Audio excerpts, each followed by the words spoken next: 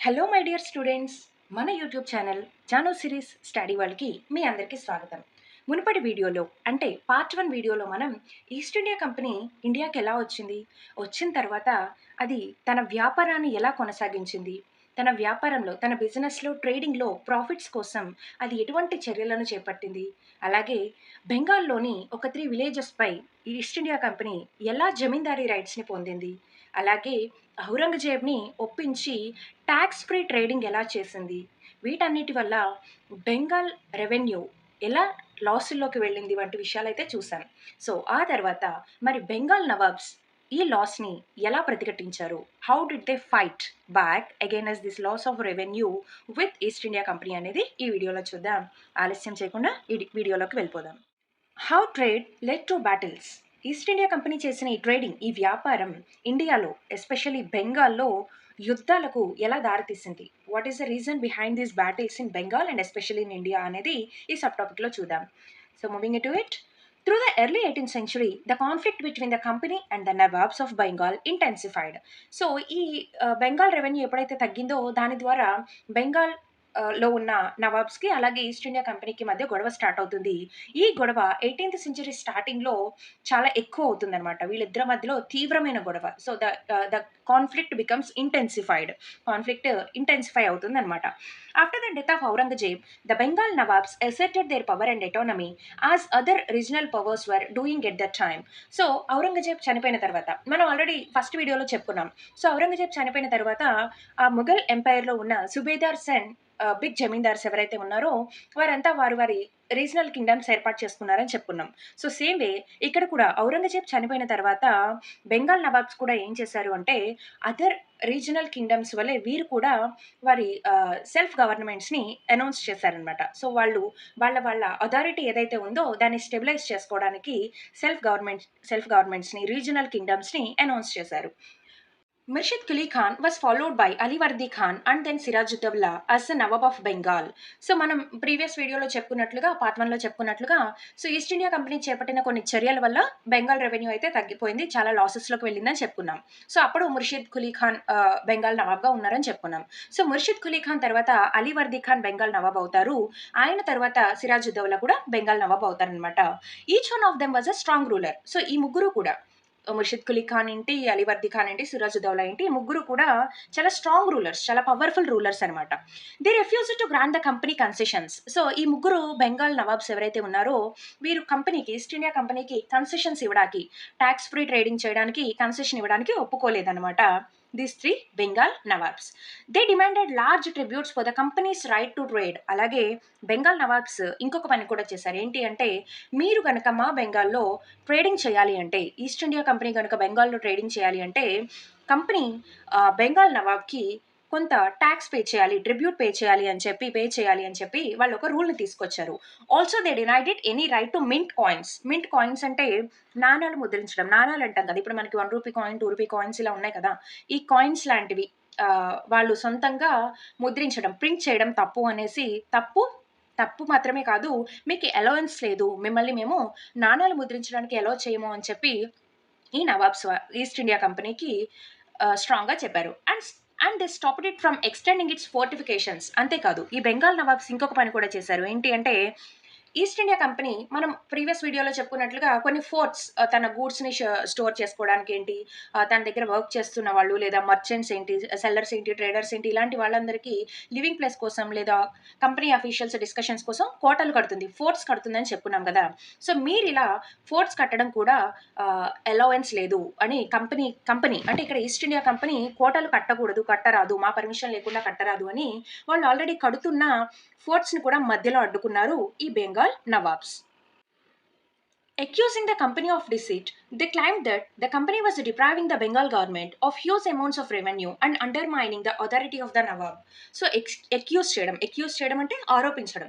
So ఈ Bengal nawabs అలాగే నింద వేశారు, ఆరోపించారనమాట ఈస్ట్ ఇండియా కంపెనీ. ఏమని, మా బెంగాల్ గవర్నమెంట్కి రావాల్సిన ఇన్కమ్ ఏదైతే ఉందో అది మొత్తం మీరు తీసేసుకుంటున్నారు, not in a proper way, సరైన వేలో సరిగ్గా ట్యాక్సులు పే చేయకుండా మాకు రావాల్సిన ఆదాయాన్ని మీరు దొంగిలిస్తున్నారు, ఇండైరెక్ట్గా అంటే మీరు దొంగతనం చేస్తున్నారు అన్నట్లుగా వాళ్ళపైన ఈస్ట్ ఇండియా కంపెనీ వాళ్ళపైన ఆరోపణలు చేశారు బెంగాల్ నవాబ్స్. అలాగే వీరు ఇంకొక మాట కూడా అన్నారు. సో ఇది బెంగాల్ నవాబ్స్కి ఇవ్వాల్సిన గౌరవం ఏదైతే ఉందో, అధికారం ఏదైతే ఉందో దాన్ని విస్మరిస్తుంది. They are forgetting, they are like the East India Company people, they are undermining the authority of the Nawab. So నవాబ్కి ఇవ్వాల్సిన రెస్పెక్ట్ ఏంటి, లేదా నవాబ్కి చెప్పి చేయవలసిన కొన్ని పనులు ఇలాంటివన్నీ ఉంటాయి. కానీ నవాబ్ని పట్టించుకోకుండా ఈస్ట్ ఇండియా కంపెనీ తన పనులు తను చేసుకుని వెళ్ళిపోతుంది, నవాబ్కి వాల్యూ ఇవ్వట్లేదు, రెస్పెక్ట్ ఇవ్వట్లేదని కూడా ఈ నవాబ్స్ ఏం చేశారు అంటే ఈస్ట్ ఇండియా కంపెనీ పైన ఎక్యూజ్ చేశారనమాట, ఆరోపణలు చేశారు. It was refusing to pay taxes, writing disrespectful letters and trying to humiliate the Nawab and his officials. అలాగే ఈస్ట్ ఇండియా కంపెనీ ఇంకా ఇలా కూడా చేసింది అని చెప్పి బెంగాల్ నవాబ్స్ అంటున్నారు. ఏంటి అంటే కంపెనీ ఏం చేస్తుంది, east India company taxes pay చేయట్లేదు. ఎవరికి? నవాబ్కి, బెంగాల్ నవాబ్కి, బెంగాల్ గవర్నమెంట్కి ట్యాక్సెస్ పే చేయట్లేదు. అంతేకాకుండా ఈ ఈస్ట్ ఇండియా కంపెనీ బెంగాల్ నవాబ్ని అవమానపరుస్తుంది, డిస్రెస్పెక్ట్ఫుల్గా, అంటే రెస్పెక్ట్ లేకుండా డిస్రెస్పెక్ట్ఫుల్గా ఉత్తరాలు రాస్తూ, లెటర్స్ రాస్తూ బెంగాల్ నవాబ్ని, అలాగే బెంగాల్లో ఉన్న అఫీషియల్స్ని, గవర్నమెంట్ అఫీషియల్స్ అందరినీ ఈస్ట్ ఇండియా కంపెనీ ఏం చేస్తుందంటే డిస్రెస్పెక్ట్ఫుల్గా ట్రీట్ చేస్తుంది అని చెప్పి ఈ బెంగాల్ నవాబ్స్ ఫీల్ అయ్యారు. The company, on its part, declared that the unjust demands of the local officials were ruining the trade of the company, and trade could flourish only if the duties were removed. So అయితే ఇప్పుడు మరి Bengal nawabs వాళ్ళ version వాళ్ళు చెప్పారు, company కూడా తన version తను చెప్పింది అనమాట. ఏమని చెప్పింది అంటే, సో లోకల్గా ఉన్న అఫీషియల్స్ ఎవరైతే ఉన్నారో, ఈ బెంగాల్లో ఉన్న నవాబ్స్ కింద ఉన్న అఫీషియల్స్ ఎవరైతే ఉన్నారో వాళ్ళు అన్జస్ట్, అంటే అన్యాయంగా కోరికలు కోరుతున్నారు, మాకు ఇంత ట్యాక్స్ ఇవ్వండి, మాకు ఇంత బ్రైబ్ ఇవ్వండి, ఇంత లంచం ఇవ్వండి అని చెప్పేసి ఆ లోకల్ అఫీషియల్స్ మమ్మల్ని ఫోర్స్ చేస్తూ ఉన్నారు. దానివల్ల మా ట్రేడింగ్ అంతా స్పాయిల్ అయిపోతుంది, నాశనం అయిపోతుంది. సో మీరు మాకు ట్యాక్సెస్ని ఎత్తేస్తే, అంటే ట్యాక్స్ ఫ్రీగా ట్రేడింగ్ చేసుకోవడానికి అనుమతిస్తేనే మా మా ట్రేడింగ్ అనేది, మా కంపెనీ అనేది డెవలప్ అవుతుంది, మాకు కొంచెం ప్రాఫిట్స్ వస్తాయని చెప్పి కంపెనీ తన వర్షన్ని ఎక్స్ప్రెస్ చేసింది అనమాట. It was also convinced that to expand trade it had to enlarge its settlements, buy up villages and rebuild its forts. అలాగే కంపెనీ ఇలా కూడా అందనమాట, ఏమని అంటే మా బిజినెస్ని మేము పెంచుకోవాలంటే మరి మా నివాస ప్రాంతాలు, మా లివింగ్ ఏరియాస్ ఏవైతే ఉన్నాయో వాటిని మేము ఎక్స్పాండ్ చేసుకోవాలి. ఎందుకంటే ట్రేడింగ్ అన్న తర్వాత బయర్స్ సెల్లర్స్ వస్తూ ఉంటారు, మా దగ్గర పనిచేసే వేజెస్కి పనిచేసే కూలీలు ఉంటారు. ఇలాంటి వాళ్ళందరూ ఉండాలంటే మాకు లివింగ్ ప్లేసెస్ కావాలి, అలాగే మాకు ఇంకా కొన్ని విలేజెస్ కావాలి, విలేజెస్లో మాకు మేము పంటలు వేసుకోవాలి, అలాగే మేము మా ఫోర్ట్స్ని డెవలప్ చేసుకోవాలి, మా కోటల్ని మేము ఇంకా మళ్ళీ తిరిగి కట్టుకోవాలి అనేసి కంపెనీ ఏమో తన వర్షన్ని తను ఎక్స్ప్రెస్ చేస్తూ ఉండేది east India company. These conflicts led to confrontations and finally culminated in the famous Battle of Plassey. So ఇలా బెంగాల్ నవాబ్స్కి అలాగే ఈస్ట్ ఇండియా కంపెనీకి మధ్య ఉన్న ఈ కాన్ఫ్లిక్ట్స్, ఈ గొడవలు ఏవైతే ఉన్నాయో ఇవి కొట్టుకునే వరకు వెళ్ళిపోయిందనమాట, ఘర్షణల వరకు, గొడవ పడేంత వరకు. సో వీళ్ళలో ఉన్న ఈ చిన్న చిన్న డిఫరెన్సెస్ కొట్టుకునేంత వరకు, గొడవలు పడేంత వరకు వెళ్ళింది. ఫైనల్గా ఇది ఎంతకు రీచ్ అయిందంటే బ్యాటిల్ ఆఫ్ ప్లాసీ యుద్ధం చేసేంత పరాకాష్ఠకి వీరిరువురి మధ్య, అంటే బెంగాల్ నవాబ్స్కి అలాగే ఈస్ట్ ఇండియా కంపెనీకి మధ్య గొడవలు పెరిగాయి అన్నమాట. ద బ్యాటిల్ ఆఫ్ ప్లాసీ యుద్ధం. సో ఇంతకుముందు చెప్పుకున్నట్లుగా బెంగాల్ నవాబ్స్కి అలాగే ఈస్ట్ ఇండియా కంపెనీకి మధ్యలో ఉన్న చిన్న చిన్న డిస్టర్బెన్సెస్ గొడవలుగా మారి వాళ్ళిద్దరి మధ్యలో యుద్ధానికి దారితీసింది. ఇంకా మరికొన్ని కారణాలేంటో ఇప్పుడు చూద్దాం. When Ali Vardi Khan died in 1756, Siraj-ud-Dawla became the Nawab of Bengal. 1756లో అలీ వర్దీ ఖాన్ చనిపోయిన తర్వాత సిరాజ్-ఉద్-దౌలా బెంగాల్ నవాబ్ అవుతారనమాట. The company was worried about his power and keen on a puppet ruler who would willingly give trading concessions and other privileges. So కంపెనీకి కొంచెం ఆందోళన, భయం కలిగింది. ఎందుకంటే సిరాజ్-ఉద్-దౌలా చూస్తే పవర్ఫుల్ నవాబు, మనకేమో మరి ట్యాక్స్ ఫ్రీగా ట్రేడింగ్ చేసుకోవడానికి, ట్యాక్సులు కట్టకుండా మనం ట్రేడింగ్ చేసుకోవడానికి మనకి అలౌయన్స్ ఇవ్వడు, మనల్ని అలౌ చేయడు, అలాగే మనకి స్పెషల్ కన్సెషన్స్ ఇవ్వడు, మనల్ని ఫోర్ట్స్ కట్టుకొని ఇవ్వడు అని చెప్పి కొంచెం భయపడింది. ఈస్ట్ ఇండియా కంపెనీకి కావాల్సింది ఏంటి, దానికి ట్యాక్స్ కట్టకుండా ఇది చేయాలి, ఏంటి వ్యాపారం చేయాలి, ఆ వ్యాపారంతో అది చాలా లాభాలు సంపాదించాలి, అలాగే అది ఫోర్ట్స్ కట్టుకోవాలి, ఫోర్ట్స్ అంటే కోటలు కట్టుకోవాలి, ఆ కోటలు కట్టడానికి దానికి విలేజెస్లో అలాగే టౌన్స్లో కొన్ని ప్లేసెస్ని అది ఆక్రమించాలి, ఆక్యుపై చేయాలి. సో వీటన్నిటికీ సిరాజ్-ఉద్-దౌలా అయితే కన్ఫర్మ్గా అడ్డొస్తాడని కంపెనీ భయపడింది అనమాట. Then, so it tried, though without success, to help one of Siraj-ud-Dawla's rivals become the Nawab. So, ఇదేం చేసింది, ఈస్ట్ ఇండియా కంపెనీ ఏం చేసిందంటే సిరాజ్-ఉద్-దౌలాకు ఉన్న ఎనిమీస్లో ఒక ఎనిమీని పిలిచి నువ్వు బెంగాల్ నవాబ్ అవ్వు, సిరాజ్-ఉద్-దౌలాను ఓడించి నువ్వు బెంగాల్ నవాబ్గా మారు, నీకు కావాలంటే మేము సాయం ఉంటామని చెప్పేసి ఈస్ట్ ఇండియా కంపెనీ ఆ ఎనిమీని, సిరాజ్-ఉద్-దౌలా యొక్క ఎనిమీని సపోర్ట్ చేసింది. అయితే ఈ సపోర్ట్ ఈ ఈస్ట్ ఇండియా కంపెనీ చేసిన ఈ పని ఏదైతే ఉందో ఇది సక్సెస్ అవ్వలేదు. సో కంపెనీ ట్రై చేసింది, కానీ సిరాజుద్దౌలాని ఓడించలేకపోయిందనమాట తన సిరాజుద్దౌలా ఎనిమి సహాయంతో.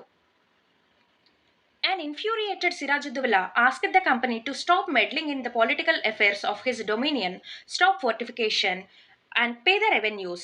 After negotiations failed, the Nawab marched with 30,000 soldiers to the English factory at Qasim Bazar, captured the company officials, locked the warehouse, disarmed all Englishmen, and blockaded English ships. Then he marched to Calcutta to establish control over the company's fort there.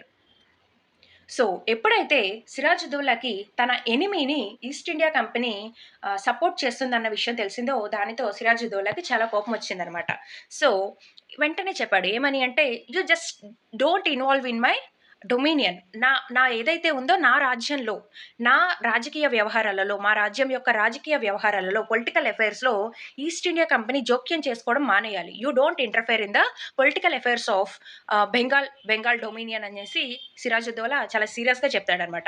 Then he also orders the East India company to stop fortification. అలాగే మీరు కోటల నిర్మాణాన్ని వెంటనే ఆపేసేయండి, మీరు కోటలు కట్టారంటే వాటిని నేను కూల్చివేస్తాను అని చెప్పాడు. అలాగే వెంటనే ట్యాక్సెస్ పే చేయండి, ట్యాక్సెస్ పే చేయలేదంటే ఊరుకోను అని చెప్పేసి సిరాజుద్దౌలా చాలా స్ట్రాంగ్గా వార్నింగ్ ఇస్తాడు. But the East India company wouldn't B agreeing for this. East India company దీనికి అగ్రీ చేయదు. సో వీళ్ళిద్దరి మధ్యలో కొన్ని నెగోసియేషన్స్, కొన్ని చర్చలు జరిగిన తర్వాత ఈ చర్చలన్నీ విఫలం అవుతాయి. సో సిరాజుద్దౌలా డిమాండ్స్ని ఈస్ట్ ఇండియా కంపెనీ యాక్సెప్ట్ చేయదు. అలాగే ఈస్ట్ ఇండియా కంపెనీ యొక్క రిక్వెస్ట్ని సిరాజుద్దౌలా కూడా కన్సిడర్ చేయడు. సో దాంతో సిరాజుద్దౌలా ఏం చేస్తాడంటే, విత్ 30,000 సోల్జర్స్, తన దగ్గర ఉన్న 30,000 మంది 30,000 సోల్జర్స్ని తీసుకుని కాసిం బజార్ అనే ప్లేస్లో ఉన్న ఒక ఇంగ్లీష్ ఫ్యాక్టరీపై దాడి చేస్తాడు. సో ఆ తర్వాత ఏం చేస్తాడు అంటే, ఆ కంపెనీలో ఉన్న కంపెనీ అఫీషియల్స్ అధికారులు ఎవరైతే ఉంటారో వాళ్ళని పట్టుకుని జైల్లో వేస్తాడు. అలాగే అక్కడ ఉన్న వేర్ హౌస్, ఎక్స్పోర్ట్ చేయడానికి దాచిపెట్టిన గూడ్స్ ఉండే ప్లేస్ని వేర్ హౌస్ అంటాం. ఆ వేర్ హౌస్ని క్లోజ్ చేస్తాడు, తాళం వేసేసి క్లోజ్ చేస్తాడు. అలాగే అక్కడ కంపెనీలో ఉన్న ఇంగ్లీష్ మెన్ ఎవరైతే ఉన్నారో వాళ్ళందరి దగ్గర ఉన్న వెపన్స్ ఏవైతే ఉంటాయో వాటిని లాగేసుకుంటాడు. అలాగే ఆ ఇంగ్లీష్ వాడు ఎక్స్పోర్ట్స్ కోసం యూస్ చేస్తున్న షిప్స్ ఏవైతే ఉంటాయో వాటన్నిటిని బ్లాక్ చేస్తాడు, ఎక్కడికక్కడ దిగ్బంధించేస్తాడనమాట. ఎటు కదలకుండా వాటిని కంట్రోల్ చేస్తాడు. సో దెన్ సిరాజుద్దౌలా ఏం చేస్తాడంటే కాసిం బజార్ నుంచి కలకత్తాకు వెళ్తాడు. కలకత్తాలో కూడా ఈస్ట్ ఇండియా కంపెనీ యొక్క ఫోర్ట్ ఉంది కదా, మనం ముందు చెప్పుకున్నట్లుగా బ్యాంక్ ఆఫ్ రివర్ హుగ్లీ దగ్గర కట్టిన కోట ఏదైతే ఉందో దాన్ని కంట్రోల్లోకి తెచ్చుకోవడానికి వెళ్తాడు. On hearing the news of the fall of Calcutta, company officials in Madras sent forces under the command of Robert Clive, reinforced by naval fleets. So, కలకత్తాలో ఇలా జరిగింది, సిరాజుద్దౌలా వచ్చి మా మీద యుద్ధం చేశాడు, ఇలా జరిగింది, మా ఫోర్ట్స్ని మన షిప్స్ని వీటన్నిటిని బ్లాక్ చేశాడు అని మద్రాసులో ఉన్న ఈ ఈస్ట్ ఇండియా కంపెనీ అఫీషియల్స్కి తెలిసింది. అయితే కొంతమంది అఫీషియల్స్ మద్రాసులో ఉన్నారు, వారి యొక్క ఓటమి, కలకత్తాలో వారు ఓడిపోయిన విషయం తెలిసిందనమాట. దెన్ ఆ మద్రాసులో ఉన్న అఫీషియల్స్ ఏం చేస్తారంటే, రాబర్ట్ క్లైవ్ ఉంటాడనమాట. అతని ఆధ్వర్యంలో నావికా దళాలు అంటే షిప్ రిలేటెడ్ సోల్జర్స్ ఉంటారు కదా, వాళ్ళని ఏం చేస్తాడంటే ఈ కలకత్తాకి పంపిస్తారు. ఎవరు అంటే మద్రాసులోని East India Company officials Robert Clive యొక్క ఆధ్వర్యంలో ఈ నావికా దళాలని కలకత్తాకి పంపిస్తాడు. Then prolonged negotiations with the Nawab followed. ఆ తర్వాత వారు వచ్చిన తర్వాత చాలా కాలం పాటు ఈ సిరాజుద్దౌలాతో, బెంగాల్ నవాబ్తో చర్చలు అయితే జరుగుతాయన్నమాట, negotiations జరుగుతాయన్నమాట. Finally, in 1757, Robert Clive led the company's army against Sirajuddaulah in Plassey. So ఈ చర్చలు, ఈ నెగోసియేషన్స్ ఏవైతే ఉన్నాయో ఇవన్నీ ఫెయిల్ అయ్యాయని భావించిన తర్వాత 1757లో సిరాజుద్దౌలా, రాబర్ట్ క్లైవ్, తన మద్రాస్ నుంచి వచ్చిన ఈస్ట్ ఇండియా కంపెనీ అధికారి ఎవరైతే ఉన్నారో ఆ రాబర్ట్ క్లైవ్ ఏం చేస్తాడంటే, ఈస్ట్ ఇండియా కంపెనీకి చెందిన సోల్జర్స్ ఎవరైతే ఉన్నారో వారందరినీ బెంగాల్ నవాబ్ సిరాజుద్దౌలాకి వ్యతిరేకంగా ప్లాసీకి పంపిస్తాడనమాట. బ్యాటిల్ ఆఫ్ ప్లాసీకి మూలం సిరాజుద్దౌలాకి, రాబర్ట్ క్లైవ్ పంపిన ఇంగ్లీష్ సోల్జర్స్ ఎవరైతే ఉన్నారో వారికి సిరాజుద్దౌలా సోల్జర్స్కి మధ్యలో జరిగిన ప్లాసీ యుద్ధం అనమాట. One of the main reasons for the defeat of the Nawab was that the forces led by Mir Jafar, one of Sirajuddaulla's commanders, never fought the battle. So, ఈ battle of Plassey 1757లో సిరాజుద్దౌలా అయితే ఓడిపోతాడు. This Bengal Nawab was defeated, ఓడిపోయారనమాట. Main reason ఏంటంటే మీర్ జాఫర్. ఎవరు ఈ మీర్ జాఫర్ అంటే సిరాజుద్దౌలా యొక్క కమాండర్స్లో ఈయన ఒకరు. సిరాజుద్దౌలా యొక్క కమాండర్స్లో ఒకరు. సోల్జర్స్ అందరికీ some group of soldiers will have a commander కదా. సో అలా ఒక సోల్జర్స్ గ్రూప్కి ఈ మీర్ జాఫర్ ఒక కమాండర్ అనమాట. ఈ మీర్ జాఫర్ యుద్ధంలో పాల్గొనడు, యుద్ధంలో అతను పార్టిసిపేట్ చేయడు మీర్ జాఫర్. ఎందుకోసం అంటే what was the reason? Clive had managed to secure his support by promising to make him Nawab after crushing Sirajuddaulah. Robert Clive ఏం చేస్తాడంటే మీర్ జాఫర్తో నెగోసియేషన్స్ జరుపుతాడు, చర్చలు జరుపుతాడు. ఏమని అంటే నువ్వు గనక, ఎవరు అంటే మీర్ జాఫర్ గనుక సిరాజుద్దౌలాని ఓడించడంలో సహాయపడితే తరువాత సిరాజుద్దౌలాని ఓడించిన తరువాత మీర్ జాఫర్ని నవాబ్ని చేస్తాం, బెంగాల్కి నవాబ్ని చేస్తామని చెప్పి మీర్ జాఫర్కి ఆశని చూపించి రాబర్ట్ క్లైవ్ మీర్ జాఫర్ని తన వైపు తిప్పుకుంటాడు. సో మీర్ జాఫర్ ఏం చేస్తాడంటే దానివల్ల యుద్ధంలో పాల్గొనడు. The battle of Plassey became famous because it was the first major victory the company won in India. So ఇలా బ్యాటిల్ ఆఫ్ ప్లాసీ చాలా ఫేమస్ అయింది. ఎందుకని ఫేమస్ అయిందంటే East India Company for the first time భారతదేశంలో ఏం చేసిందంటే తన తెలివితేటలతో ఇండియన్ రూలర్ని ఓడించి అది విజయం సాధించింది, ఘన విజయం సాధించి గొప్ప పేరును పొందిందనమాట ఈస్ట్ ఇండియా కంపెనీ. అందుకని బ్యాటిల్ ఆఫ్ ప్లాసీని చాలా ఇంపార్టెంట్ బ్యాటిల్గా చెప్తూ ఉంటారు. ఇదిలా ఉండగా the territorial ambitions of the mercantile East India Company were viewed with distrust and doubt in England. ఇంగ్లాండ్కి వెళ్ళి చూసేసరికి ఇంగ్లాండ్లో ఈస్ట్ ఇండియా కంపెనీ మీద ఉన్న నమ్మకం పోయిందనమాట. చాలా డౌట్గా చూశారు. ఇంగ్లాండ్లో ఉన్న ప్రజలు ఈస్ట్ ఇండియా కంపెనీ చేష్టల్ని, ఈస్ట్ ఇండియా కంపెనీ యొక్క పనుల్ని చాలా డౌట్ఫుల్గా ఫీల్ అయ్యారు. After the battle of Plassey, Robert Clive wrote to William Pitt, one of the principal secretaries of state, to the English monarch on 7 January 1759 from Kolkata. So ప్లాసీలో battle అయితే ముగిసిన తర్వాత Robert Clive ఏం చేస్తారంటే 1759 జనవరి 7న కలకత్తా నుండి ఇంగ్లాండ్ ప్రిన్సిపల్ సెక్రటరీ అంటే ప్రధాన కార్యదర్శి, ప్రిన్సిపల్ సెక్రటరీ అంటే ప్రధాన కార్యదర్శిలో ఒకరైన విలియం పిట్కి ఒక లెటర్ రాస్తారనమాట.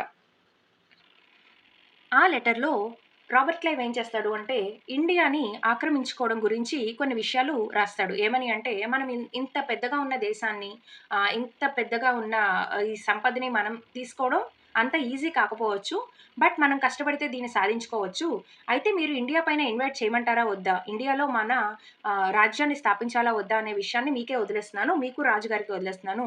మీరు మన ఇంగ్లాండ్ కింగ్తో డిస్కస్ చేసి ఏ విషయం అనేది ఆలోచించుకోండి అనేసి ఇక్కడ ఇండియాలో జరిగిన విషయాల గురించి చెప్తూ రాబర్ట్ క్లైవ్ ఏం చేస్తాడంటే ఒక ప్రిన్సిపల్ సెక్రటరీ అయిన విలియం పిట్కి లెటర్ రాస్తాడు.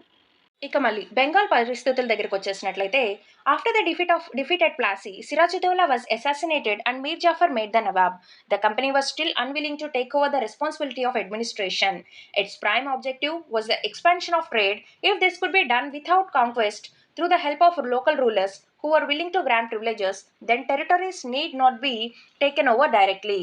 So మీర్ జాఫర్ని సిరాజుద్దౌలాని ఓడించారు ప్లాసీ యుద్ధంలో. సో ప్లాసీ యుద్ధంలో ఎప్పుడైతే సిరాజుద్దౌలా ఓడింపబడ్డాడో ఆ తర్వాత ఆయన హత్య చేయబడ్డాడు. అసాసినేటెడ్ అంటే హత్య గావించబడ్డాడు.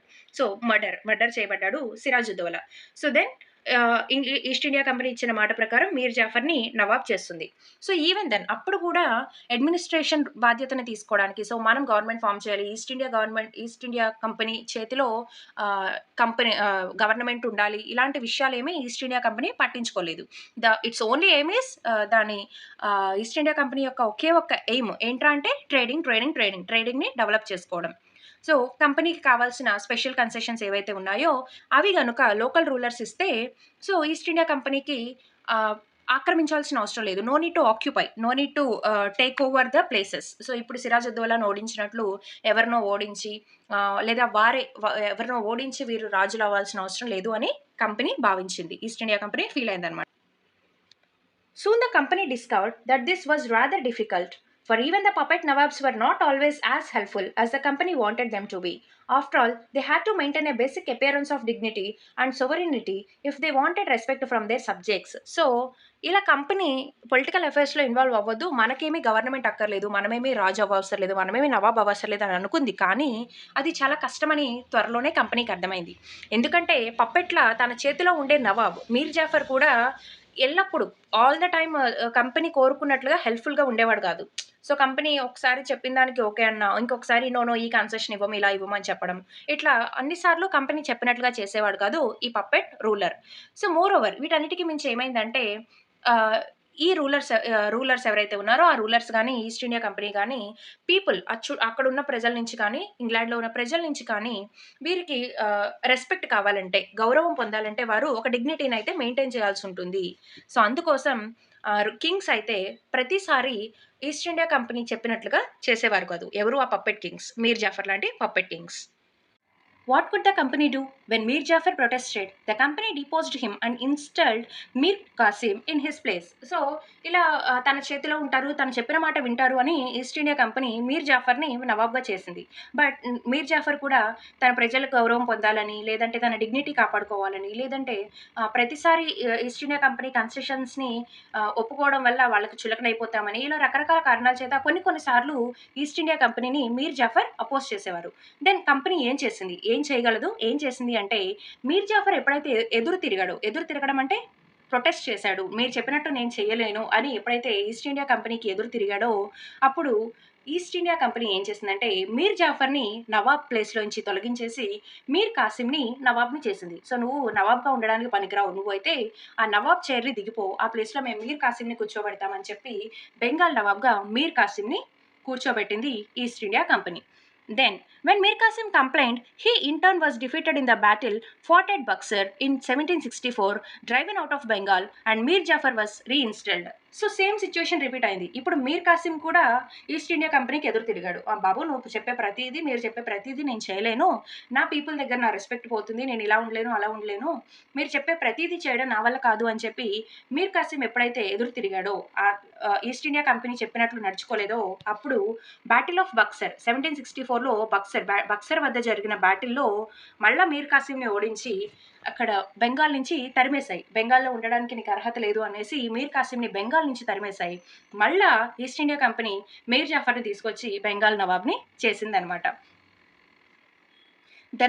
The Nawab had to pay 5 lakhs every month, but the company wanted more money to finance its wars and meet the demands of trade and its other expenses. It wanted more territories and more revenue. So ఇలా మీర్ జాఫర్‌ని తీసుకొచ్చి నవాబ్‌ని చేసింది మళ్ళా. So ఇలా ఇదొక condition పెట్టింది. ఏమని అంటే మీర్ జాఫర్ బెంగాల్ నవాబుగా ఎవరైతే ఉంటారో వారు ఎవ్రీ మంత్ 5 లాక్స్ మనీ మాకు పే చేయండి. ఈస్ట్ ఇండియా కంపెనీకి పే చేయండి అని చెప్పి ఒక కండిషన్ తెచ్చింది. అయితే ఏమైంది అంటే కంపెనీ చేసే యుద్ధాలు ఏవైతే ఉన్నాయో, తనని తను సేవ్ చేసుకోవడానికి, తన కంపెనీని తను సేవ్ చేసుకోవడానికి, తన ట్రేడింగ్‌ని తను కాపాడుకోవడానికి ఇది అస్తమానం అందరితో యుద్ధాలు చేస్తూ ఉండేది.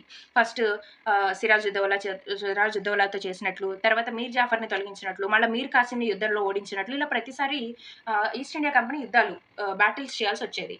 సో, ఇలా బ్యాటిల్ చేయాలంటే ఈజీగా అయ్యే పని కాదు కదా! So, they need some amount. ఎవరు గెలిచినా, ఓడినా ఇద్దరికీ బ్యాటిల్‌లో పార్టిసిపేట్ చేసే ఇద్దరికీ కొంత డబ్బైతే ఖర్చవుతుంది. ఆ ఖర్చు కోసం, అలాగే ట్రేడింగ్ చేయడం కోసం, ఇలాగే ఇతర కన్సెషన్స్ అవసరాల కోసం మీరు మాకు ఎక్కువ డబ్బు చెల్లించండి. బెంగాల్ నవాబ్స్ మాకు చెల్లించాలి. సో, రివర్స్ అయిపోయింది చూసారా సిట్యుయేషన్. నవాబ్స్‌కి ఈస్ట్ ఇండియా కంపెనీ చెల్లించాల్సిన స్టేజ్ నుండి ఈస్ట్ ఇండియా కంపెనీకి బెంగాల్ నవాబ్స్ చెల్లించాల్సిన సిట్యుయేషన్‌కి ఈస్ట్ ఇండియా కంపెనీ తీసుకొచ్చిందనమాట. So, then also it asked East India Company మాకు ఇంకొన్ని ప్లేసెస్ కావాలి, ల్యాండ్ ఏరియాస్ కావాలి, మాకు అక్కడ ఎక్కువ ఇన్కమ్ రావాలి, మేము అక్కడ మంచి మంచి పంటలు వేయాలి, ఆ పంటల్లోంచి మాకు ఎక్కువ ఇన్కమ్ వచ్చేలా ఉండాలి అనేసి నవాబ్స్‌ని ఆదేశించింది నవాబ్ మీర్ జాఫర్‌ని ఆదేశించింది East India company. By the time Mir Jafar died in 1765 the mood of the company had changed. ఎప్పుడైతే 1765లో మీర్ జాఫర్ మరణించాడో అప్పుడు ఈస్ట్ ఇండియా కంపెనీ యొక్క ఆలోచన అంతా మారిపోయిందనమాట.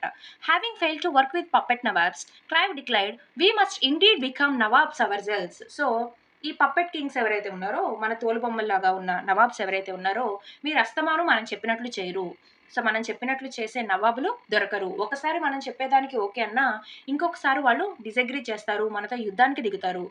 సో వీటన్నిటికీ బదులు మనం ఎవరినో నవాబ్‌గా పెట్టి వాళ్ళని ఇంత డబ్బివ్వండి, అంత డబ్బివ్వండి అని మనం డిమాండ్ చేసే బదులు మనమే నవాబులైపోదాం అనేసి రాబర్ట్ క్లైవ్ ప్రకటిస్తాడనమాట. He announces that East India Company should itself become the Nawab. మనమే నవాబ్ అవ్వాలి అనేసి రాబర్ట్ క్లైవ్ ప్రకటిస్తాడు. Finally, in 1765, the Mughal emperor appointed the company as the Diwan of the provinces of Bengal. So ఇలా మొఘల్ చక్రవర్తి అప్పుడున్న మొఘల్ చక్రవర్తి ఏం చేస్తాడంటే 1765లో ఎవరు మీర్ జాఫర్ చనిపోయిన తర్వాత సరే ఈస్ట్ ఇండియా కంపెనీ ఉండండి మీరే ఉండండి ఎట్లా కొట్లా ఈ గొడవలన్నీ వద్దు అనేసి ఏం చేస్తాడంటే బెంగాల్ ప్రావిన్స్ అంటే లైక్ మనం ఇప్పుడు ఒక స్టేట్ అని ఎట్లా అయితే పిలుస్తామో ఒక ఏరియా కంట్రీలో ఒక స్టేట్ అని ఎలా మెన్షన్ చేస్తున్నామో ఆ ఓల్డెన్ డేస్లో అప్పుడు ఒక స్టేట్ లాంటి ఒక ప్లేస్ని ప్రావిన్స్ అని పిలుస్తూ ఉంటారనమాట. So Bengal province, so Bengal area ఏదైతే ఉందో ఆ ఏరియాకి మీరు దివాన్గా ఉండండి, మీరు హెడ్గా ఉండండి, మీరు గవర్నమెంట్గా ఉండండి అనేసి దివానీ రైట్స్ని కల్పించారు మొఘల్ ఎంపరర్ ఈస్ట్ ఇండియా కంపెనీకి. ఎప్పుడు అంటే 1765లో. The Diwani allowed the company to use the vast revenue resources of Bengal. So ఈ దివానీ, ఈ రైట్ ఏదైతే ఉందో, ఈ పర్మిషన్ ఏదైతే ఉందో, అక్కడ మనం చెప్పుకున్న ఫర్మాన్ అలాగా ఈ దివానీ కూడా ఒక టైప్ ఆఫ్ పర్మిషన్ లాంటిది అనమాట, విచ్ గివ్స్ సమ్ అథారిటీని కల్పించేది. సో ఈ దివానీ ఏం చేసిందంటే it gave some rights to the East India company. ఏంటి ఆ రైట్స్ అంటే బెంగాల్ యొక్క ఇన్కమ్ సోర్స్ ఏదైతే ఉందో, బెంగాల్కి రకరకాల ఇన్కమ్స్ వస్తాయి కదా, లైక్ ఏదో ఒక ప్రజలు పే చేసే ట్యాక్స్ కానీ ఇక రకరకాల ట్యాక్సెస్ ఉంటాయి కదా, ఇలా వచ్చే ఇన్కమ్ ఏదైతే ఉందో దానిని ఈస్ట్ ఇండియా కంపెనీ యూస్ చేసుకోవచ్చు అని మొఘల్ ఎంపరర్ ఒక దివానీని అయితే పాస్ చేశాడు, ఒక ఆర్డర్ని అయితే పాస్ చేశాడు అనమాట. This solved a major problem that the company had earlier faced. ఇంతకుముందు ల్యాక్ ఆఫ్ మనీ, యుద్ధం చేయాలంటే మనీ ఉండదు, ట్రేడింగ్ చేయాలంటే మనీ ఉండదు, ఇలాంటి మనీ రిలేటెడ్ ఇష్యూస్ అన్నిటిని ఈ దివానీ అయితే సాల్వ్ చేసింది. ఎందుకంటే ఇప్పుడు బెంగాల్ రెవెన్యూ మొత్తం ఈస్ట్ ఇండియా కంపెనీ చేతిలో ఉంది. వాళ్ళు ఆ బెంగాల్ రెవెన్యూ తీసుకెళ్లి ఈస్ట్ ఇండియా కంపెనీ ట్రేడింగ్ కోసం ఉపయోగించుకుంటారు. సో ట్రేడింగ్ ద్వారా వచ్చిన లాభాలను అయితే వీళ్ళు దే యూజ్ టు ఎక్స్చేంజ్ చేస్తూ ఉంటారనమాట. ఇంగ్లాండ్ కొన్ని పంపించడం, అక్కడ కొంచెం లోకల్లో యూజ్ చేయడం ఇలా. సో కంపెనీకి ఉన్న ఈస్ట్ ఇండియా కంపెనీకి ఫినాన్షియల్ రిలేటెడ్ ఉన్న సమస్య అయితే తీరిపోతుంది అనమాట by becoming the Diwani of Bengal దివానీగా మారిన తర్వాత. So from the early 18th century its a trade with India had expanded. So ఇంకా ఎర్లీ 18th century స్టార్టింగ్కి వచ్చేసరికి ఈస్ట్ ఇండియా కంపెనీతో ఇండియాకి ఉన్న బిజినెస్ అయితే విస్తరించింది. సో ఇప్పటి వరకు ఈస్ట్ ఇండియా కంపెనీ ఏంటి అంటే కొన్ని గూడ్స్ని కలెక్ట్ చేయడం, వాటిని తీసుకెళ్ళి ఇంగ్లాండ్లో అమ్మడం, ఎక్కువ ప్రైస్కి అమ్మడం కదా. సో ఇలా చేస్తున్నప్పుడు ఎక్కువ ప్లేసెస్లో బిజినెస్ అయితే ఎక్స్పాండ్ అయింది.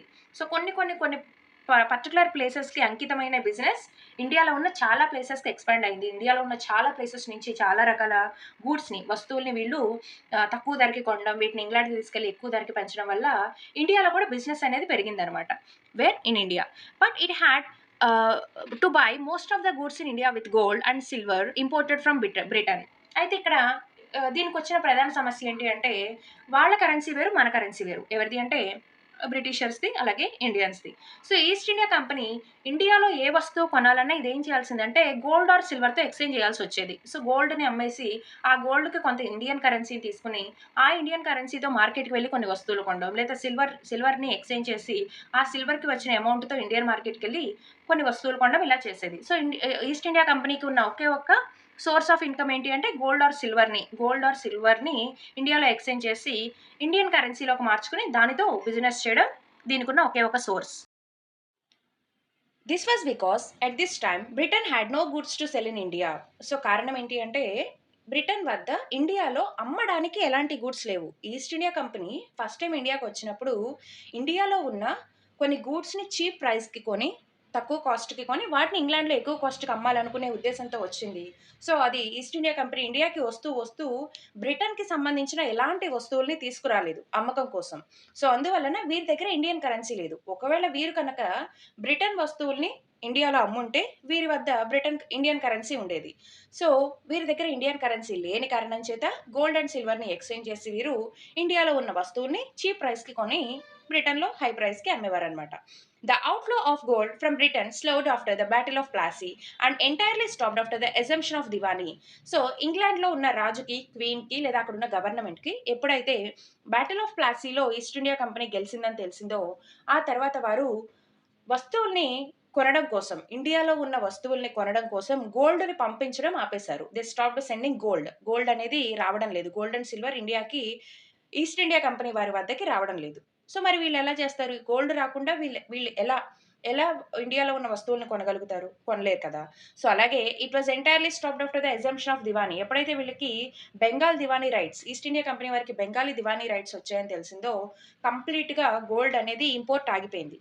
అంటే దీని అర్థం ఇండియాలో ఉన్న బెంగాల్ రెవెన్యూ ద్వారా వస్తున్న మనీతోనే వారు ఇండియాలో వస్తువులను కొనాలి. అంటే ఇంకా ఇంగ్లాండ్ నుంచి గోల్డ్ అండ్ సిల్వర్ సప్లై చేయబడదు అని ఈస్ట్ ఇండియా కంపెనీ వారికి తెలిసిందనమాట.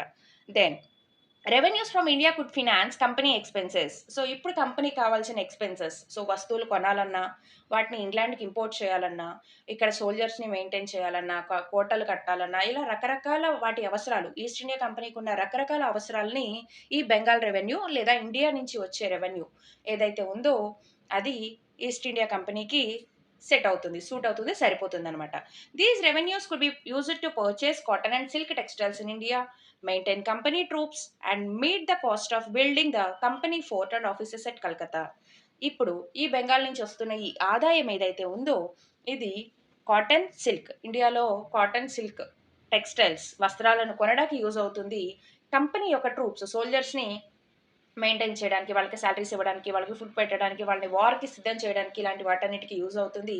అలాగే కోటలు, ఫోర్ట్స్ కట్టుకోవడానికి యూజ్ అవుతుంది. అలాగే కలకత్తాలో ఈస్ట్ ఇండియా కంపెనీ యొక్క ఆఫీస్ని డెవలప్ చేసుకోవడానికి ఈ బెంగాల్ రెవెన్యూ లేదా ఇండియా నుంచి వచ్చే రెవెన్యూ అనేది ఈస్ట్ ఇండియా కంపెనీకి అయితే సూట్ అవుతుంది, అంటే అడ్జస్ట్ అవుతుంది, సరిపోతుంది. సో వీళ్ళు ఇప్పుడు ఇంగ్లాండ్ నుంచి వచ్చే గోల్డ్ ఆర్ సిల్వర్ మీద ఆధారపడాల్సిన అవసరం అయితే రాలేదన్నమాట. సరే, అసలు ప్లాసీ అనే వర్డ్ వెనుక ఒక చిన్న హిస్టరీ ఉంది, అదేంటో చూద్దాం. Plassey is an anglicized pronunciation of Palasi, and the place derived its name from the palas tree known for its beautiful red flowers that yield gulal, the powder used in the festival of Holi. Holi ఫెస్టివల్లో use చేసే గులాల్, మనమైతే గులాం అంటూ ఉంటాం, తెలుగులో గులాం అంటూ ఉంటాం అనమాట. మనం జనరల్గా ఊరేగింపులు అలాంటి వాటిలో గులాం కొట్టుకుంటూ ఉంటాం కదా, పింక్ కలర్లో ఉంటుంది. సో అలాంటి గులాంనిచ్చే పలాస్ ట్రీ ఏదైతే ఉందో దానికి బ్యూటిఫుల్ రెడ్ ఫ్లవర్స్ అయితే ఉంటాయన్నమాట. ఆ ట్రీ పేరు మీదుగా పలాసి అనే పేరు వచ్చింది ప్లాసీకి. సో దాన్ని ఇంగ్లీష్ వర్షన్లో ప్లాసీ అని ప్రొనౌన్స్ చేస్తూ ఉంటారనమాట. సో అది ద బ్యాటిల్ ఆఫ్ ప్లాసీ యొక్క కథ. Battle of Plassey English east India company వారికి ఇచ్చిన పవర్స్ గురించి తెలిపే కథ. సో తర్వాత వీరు మరి బెంగాల్ మీద రైట్స్ పొందిన తర్వాత ఇంకా ఏం చేశారు, ఇంకా వేరే ప్లేసెస్ మీద వేటి మీద అయినా రైట్స్ పొందారా, ఎలా చేశారు, ఏం చేశారు, ఎలాంటి చట్టాలు తీసుకొచ్చారు అనేది లెసన్ యొక్క నెక్స్ట్ వీడియో పార్ట్లో చూద్దాం. పార్ట్ 3 వీడియోలో మనం రిమైనింగ్ లెసన్ని చూద్దాం. సో మా వీడియోస్ కనుక మీకు నచ్చినట్లయితే తప్పకుండా లైక్ చేయండి, షేర్ చేయండి, సబ్స్క్రైబ్ చేయండి. మీ ఫ్రెండ్స్తో ఈ వీడియోస్ షేర్ చేసుకోవడం ద్వారా మాకు మీ సహకారాన్ని, సపోర్ట్ని అందిస్తారని అనుకుంటున్నాం. మా వీడియోస్ ఎలా ఉన్నాయో, ఇంకా ఎలా చేస్తే మీకు నచ్చుతాయో తప్పకుండా మా కామెంట్స్లో తెలియజేస్తూ ఉండండి. Thank you one and all. Love you all.